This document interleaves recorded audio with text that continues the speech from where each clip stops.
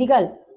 புதுச்சேரி அரசு ஆதிதிராவிடர் மற்றும் பழங்குடியினர் நலத்துறையின் ஆய்வுக் கூட்டம் துணைநிலை ஆளுநர் கைலாஷ்நாதன் தலைமையில் ஆளுநர் மாளிகையில் நடைபெற்றது. கண்ணில் கருப்பு துணி கட்டி ரொட்டிப்பால் ஊழியர்கள் 3வது நாளாக தொடர் போராட்டத்தில் ஈடுபட்டுள்ளனர். புதுச்சேரி பொதுப்பணித்துறையில் பணியமர்த்தப்பட்டு பணி நீக்கம் செய்யப்பட்ட ஊழியர்கள் தங்களுக்கு மீண்டும் பணி வழங்க வலியுறுத்தி ஆளுநர் மாளிகை நோக்கி பேரணியாக வந்தபோது அவர்களை போலீசார் தடுத்து நிறுத்தி கைது செய்தனர். புதுச்சேரி முத்தியால்பேட்டை தொகுதி திமுக மதர் குளோரி நீட் கோச்சிங் சென்டருடன் இணைந்து 25,000 ரூபாய் கட்டணத்தில் இலவச நீட் பயிற்சி அளிக்க உள்ளது. காமராஜர் ஓவிய கலைக்கூடம் சார்பில் மகளிர் தின விழாவை முன்னிட்டு ஓவிய போட்டி பாரதிதாசன் அரசினர் மகளிர் கல்லூரியில் நடைபெற்றது. புதுச்சேரி அரசு ஆதிதிராவிடர் மற்றும் பழங்குடியினர் நலத்துறையின் ஆய்வுக் கூட்டம் துணைநிலை ஆளுநர் கைலாஷ்நாதன் தலைமையில் ஆளுநர் மாளிகையில் நடைபெற்றது. ஆளுநரின் செயலர் டாக்டர் மணிகண்டன், ஆதிதிராவிடர் நலத்துறை செயலர் டாக்டர் முத்தம்மா, ஆதிதிராவிடர் நலத்துறையின் இயக்குநர் திரு இளங்கோவன் மற்றும் சிறப்பு கூறு நிதி ஒதுக்கீடு செய்யப்படும் துறைகளின் தலைவர்கள் மற்றும் அதிகாரிகள் பங்கேற்றனர். கூட்டத்தில் ஆதிதிராவிடர் மற்றும் பழங்குடியினர் நலனுக்காக செலவிடப்படும் சிறப்பு கூறு நிதியின் பயன்பாடு குறித்து மதிப்பாய்வு செய்யப்பட்டது. புதுச்சேரி அரசு ஒவ்வொரு ஆண்டும் நிதிநிலை அறிக்கையில் திட்டங்களுக்காக ஒதுக்கீடு செய்யப்படும் நிதியில் 16% நிதியை சிறப்பு கூறு நிதியாக ஒதுக்கீடு செய்வதையும், அவ்வாறு ஒதுக்கீடு செய்யப்படும் நிதி 21 அரசு துறைகள் மூலமாக ஆதிதிராவிடர் மற்றும் பழங்குடியினர் மக்களின் மேம்பாட்டுக்காக பயன்படுத்தப்படுவது பற்றி எடுத்துரைக்கப்பட்டது. கடந்த ஆண்டு ஒதுக்கீடு செய்யப்பட்ட நிதி முன் எப்போதும் இல்லாத அளவிற்கு 92% செலவு செய்யப்பட்டதும் எடுத்து கூறப்பட்டது. நடப்பு நிதியாண்டு புதுச்சேரி அரசு ஒதுக்கீடு செய்துள்ள ரூபாய் 502.53 கோடி சிறப்பு கூறு நிதியின் பயன்பாடு குறித்த விவரங்களை கேட்டறிந்த துணைநிலை ஆளுநர் அதிகாரிகளுக்கு பின்வரும் ஆலோசனைகளை வழங்கினார். கண்ணில் கருப்பு துணி கட்டி ரொட்டிப்பால் ஊழியர்கள் 3வது நாளாக தொடர் போராட்டத்தில் ஈடுபட்டுள்ளனர். புதுச்சேரி அரசு பள்ளிகளில் ரொட்டிப்பால் ஊழியர்கள் 1000க்கும் மேற்பட்டோர் பணிபுரிந்து வருகின்றனர். அவர்களுக்கு மாதம் ரூபாய் 18,000 ஊதியம் உயர்த்தி தரப்படும் என முதல்வர் ரங்கசாமி அறிவித்து இருந்தார். ஆனால் இதுவரையிலும் உயர்த்தப்பட்ட சம்பளம் வழங்கப்படவில்லை. இதனால் சங்க ஒருங்கிணைப்பாளர் மாறன் தலைமையில் கல்வித்துறை முன்பு கடந்த 3ஆம் தேதி மாலை போராட்டம் நடத்தினர். தொடர்ந்து நேற்று முன்தினம் காலை பள்ளிகளுக்கு சென்று பால் காய்ச்சி மாணவர்களுக்கு வழங்கிவிட்டு கல்வித்துறை முன்பு போராட்டத்தில் ஈடுபட்டனர். இந்நிலையில் 3வது நாளாக நேற்றும் அவர்கள் போராட்டத்தை தொடர்ந்தனர். கண்களில் கருப்பு துணி கட்டியும் கருப்பு சட்டை அணிந்தும் பள்ளி கல்வித்துறை வளாகத்தின் படிக்கட்டுகளில் அமர்ந்து தர்ணா போராட்டத்தில் ஈடுபட்டனர். இதில் 200க்கும் மேற்பட்ட ரொட்டிப்பால் ஊழியர்கள் கலந்து கொண்டனர். புதுச்சேரி பொதுப்பணித்துறையில் பணியமர்த்தப்பட்டு பணி நீக்கம் செய்யப்பட்ட ஊழியர்கள் தங்களுக்கு மீண்டும் பணி வழங்க வலியுறுத்தி ஆளுநர் மாளிகை நோக்கி பேரணியாக வந்தபோது அவர்களை போலீசார் தடுத்து நிறுத்தி கைது செய்தனர். புதுச்சேரி பொதுப்பணித்துறையில் கடந்த 2015 மற்றும் 16ஆம் ஆண்டு பணியில் அமர்த்தப்பட்ட சுமார் 2642 ஊழியர்களை சட்டமன்ற பொதுத் தேர்தலை காரணம் காட்டி தேர்தல் துறை அறிவுறுத்தலின்படி புதுச்சேரி அரசு தனது பணி நீக்கம் செய்தது. அன்று முதல் கடந்த 10 ஆண்டுகளாக தங்களுக்கு மீண்டும் வேலை வழங்க வேண்டுமென வலியுறுத்தி பல்வேறு கட்ட தொடர் போராட்டங்களை பணி நீக்கம் செய்யப்பட்ட ஊழியர்கள் செய்து வருகின்றனர்.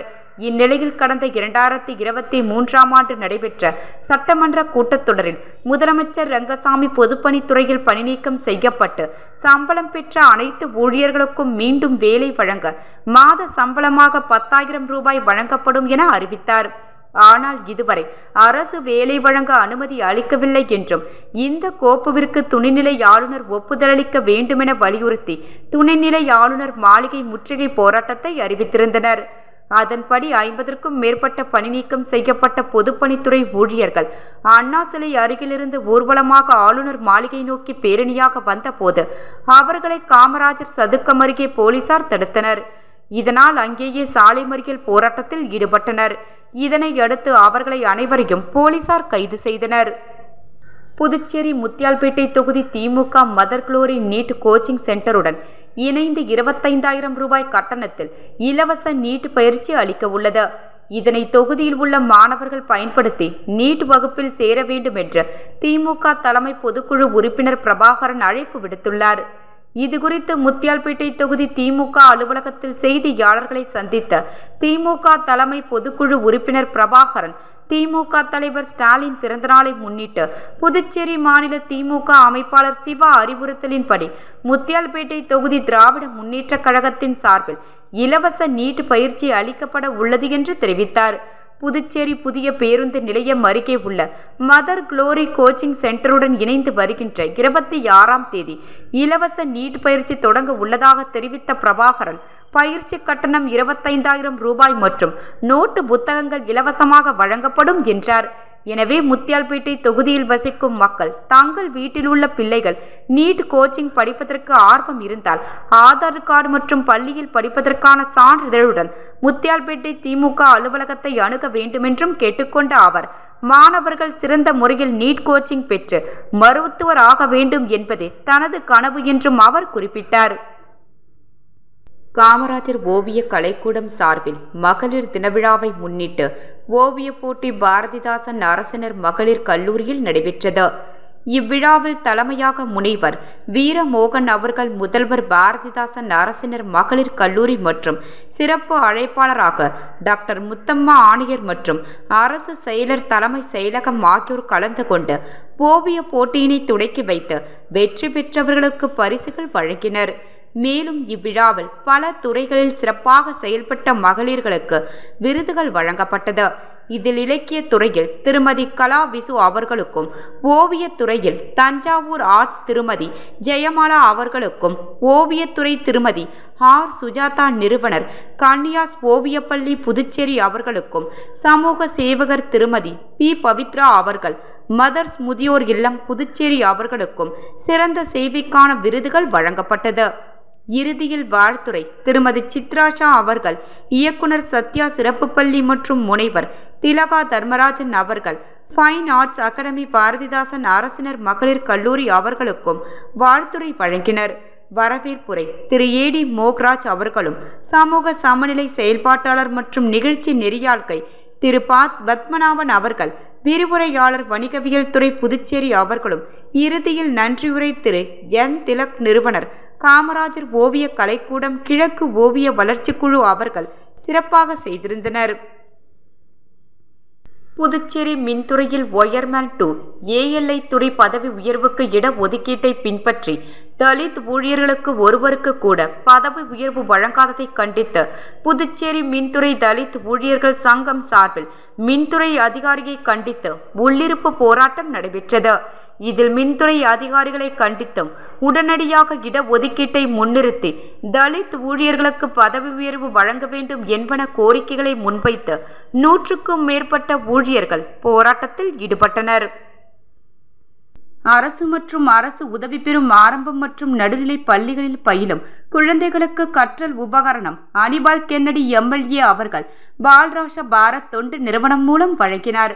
பால்ராஷா பாரத் என்ற குழந்தைகள் மேம்பாட்டு தொண்டு நிறுவனம் சார்பாக புதுச்சேரி உப்பளம் பகுதியில் அமைந்துள்ள ஆரம்பம் மற்றும் நடுநிலை பள்ளிகளில் பயிலும் மாணவ மாணவிகளுக்கு கற்றல் உபகரணங்களை உப்பளம் தொகுதி சட்டமன்ற உறுப்பினர் திரு அனிபால் கென்னடி அவர்கள் கரங்களால் பெரிய பாளையத்தம்மன் பள்ளி, காமராஜர் பள்ளி, சத்யாலயம் பள்ளி, புனித மத்தியாஸ் பள்ளி, திரு இருதய ஆண்டவர் பள்ளி, CM அஷ்ரப் பள்ளி, தட்சிணாமூர்த்தி பள்ளி ஆகிய அரசு பள்ளி மற்றும் அரசு உதவி பெறும் பள்ளி மாணவ மாணவிகளுக்கு 600க்கும் மேற்பட்ட கற்றல் உபகரணங்களை வழங்கி வாழ்த்தி சிறப்பித்தார். இந்நிகழ்ச்சியில் பாலரக்ஷா பாரத்தின் பொறுப்பாளர்கள் திரு சந்திரசேகர், திரு நாகேஷ் மல்லாடி, திருமதி பிரசில்லா ராணி, திரு ஜான் ஸ்டாலின், புகழேந்தி, அருள் ராகேஷ் ஆகியோர் கலந்து கொண்டு மாணவ மாணவியரை ஊக்குவித்து சிறப்பித்தனர். பெரிய காட்டுப்பாளையத்தில் இயங்கி வரும் த BSBB மில்லினியம் பள்ளியில் 2024-25 ஆண்டிற்கான ப்ராஜெக்ட் டே நிகழ்வு சின்ஸ்ட்ரிக் என்ற தலைப்பில் மார்ச் 1ஆம் நாள் சனிக்கிழமையன்று விமர்சையாக நடைபெற்றது. பள்ளி மாணவர்கள் ஆரோக்கிய வாழ்வில் முறைகளை அறிவியல் ரீதியாகவும் இசை, நடனம், யோகா மற்றும் உடற்பயிற்சி மூலமாகவும் செயல் திட்டங்களாக வெளிப்படுத்தினர். பள்ளி நிறுவனர் டாக்டர் பத்மஸ்ரீ YG பார்த்தசாரதி அவர்களின் நல்லாசியுடன் பள்ளியின் முதல்வர் திருமதி மகாலட்சுமி அவர்கள் தலைமையில் புதுச்சேரி மாநில வரதட்சணை தடை ஆலோசனை குழுவின் தலைவர் டாக்டர் வித்யா ராம்குமார் அவர்கள் மற்றும் புதுச்சேரி மாநில ஸ்ரீ அரபிந்தோ சொசைட்டியின் உறுப்பினர் செயலர் டாக்டர் கிஷோக்குமார் திரிபாதி அவர்களும் சிறப்பு விருந்தினர்களாக கலந்து கொண்டு மாணவர்களின் பன்முகத்திறனை பாராட்டி விழாவினை சிறப்பித்தனர்.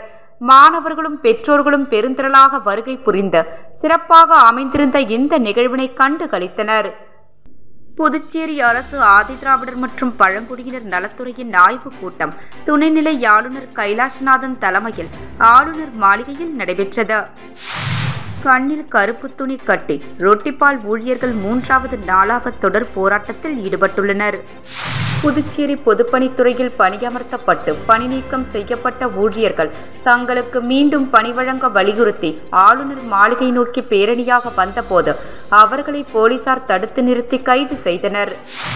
புதுச்சேரி முத்தியால்பேட்டை தொகுதி திமுக மதர் குளோரி நீட் கோச்சிங் சென்டருடன் இணைந்து 25,000 ரூபாய் கட்டணத்தில் இலவச நீட் பயிற்சி அளிக்க உள்ளது. காமராஜர் ஓவிய கலைக்கூடம் சார்பில் மகளிர் தினவிழாவை முன்னிட்டு ஓவிய போட்டி பாரதிதாசன் அரசினர் மகளிர் கல்லூரியில் நடைபெற்றது.